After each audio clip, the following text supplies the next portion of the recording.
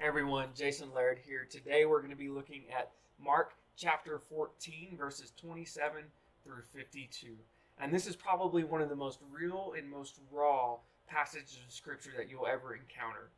Right, first, when you read this, you're going to see that Jesus, he announced to his disciples, to his followers, that they're going to forsake him, that they're going to abandon him. It's a prophecy that we see foretold in Zechariah 13, verse 7.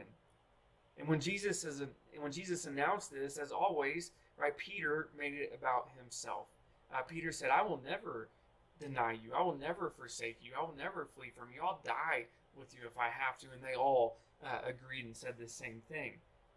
And so then they go out, they go to this garden, and they pray. In the garden, Jesus goes and he prays, and we see here that Jesus becomes distressed and troubled. In other Gospels, we see that he sweated blood. He was so distressed and troubled. He was full of sorrow, right? He prayed that God would take this cup from him. And then, on 3 different occasions, Jesus found his disciples sleeping when he told them to stay awake and to stay watch and to pray with him as well. And then Judas, when after Jesus found them the 3rd time sleeping, Judas and these guards and soldiers, they enter into the garden and they find Jesus and his disciples there, and Judas betrays Jesus in that moment.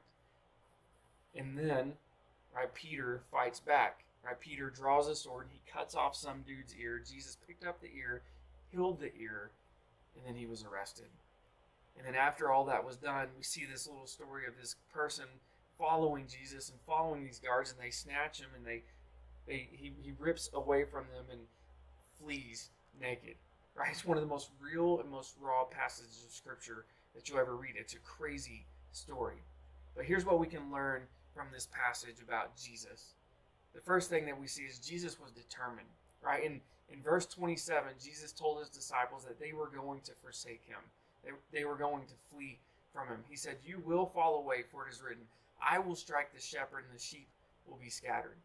Now we read this and we probably don't find much comfort or much solace in a passage like that. But here's the thing, Jesus did. He quoted this passage because he knew that this was his Father's will. He knew that the Father was the one that was going to strike the shepherd.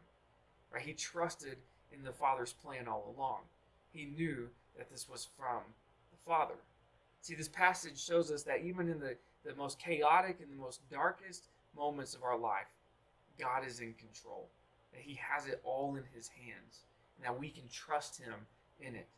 We also see that Jesus was determined because he had great hope.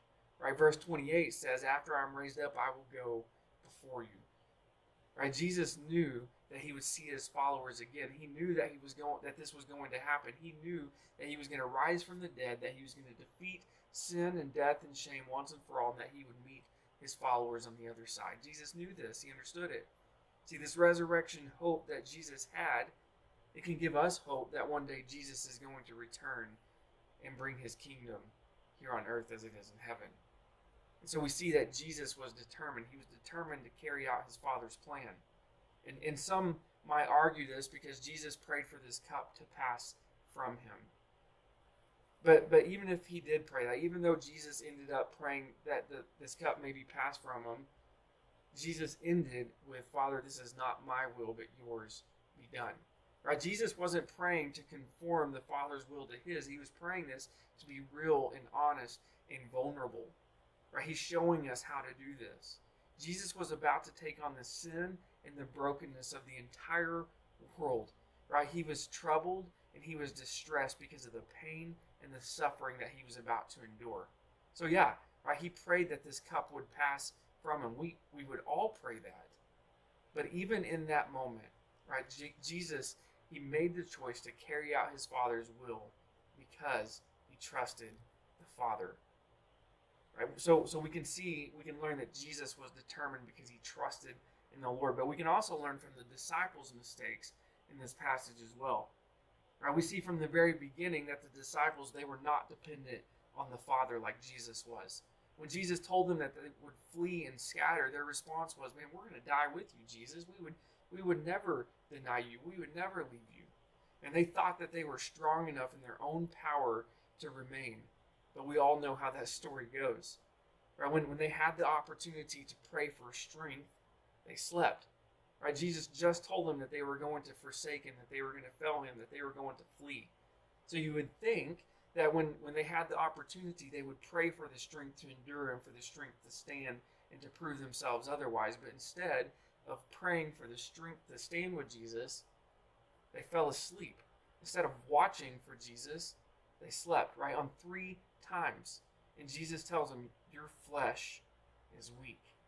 We also see that they didn't understand the way of the kingdom, right? So they didn't trust God in that either. When Judas and the soldiers, right, showed up with swords in hand, and even after Jesus submitted himself to them, Peter, right, he gutted up and he fought back.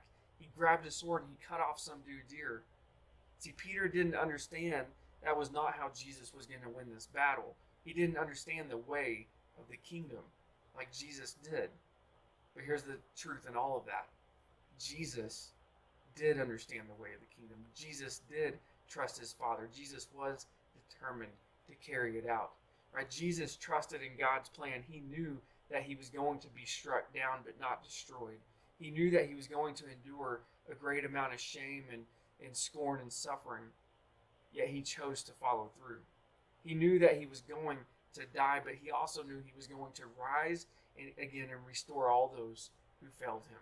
What great hope we have in that. Right, this is the great scandal of Scripture, if you want to be honest. Jesus was seemingly defeated, yet he was the one who defeated sin and shame and death. Jesus was the one who seemingly failed, yet he rose and restored all those who failed him. And so my encouragement for you this week is, even when life seems like it's throwing everything in the kitchen sink at you, trust him through it. Even if you fell in it, trust him through it. He's going to make all things right again.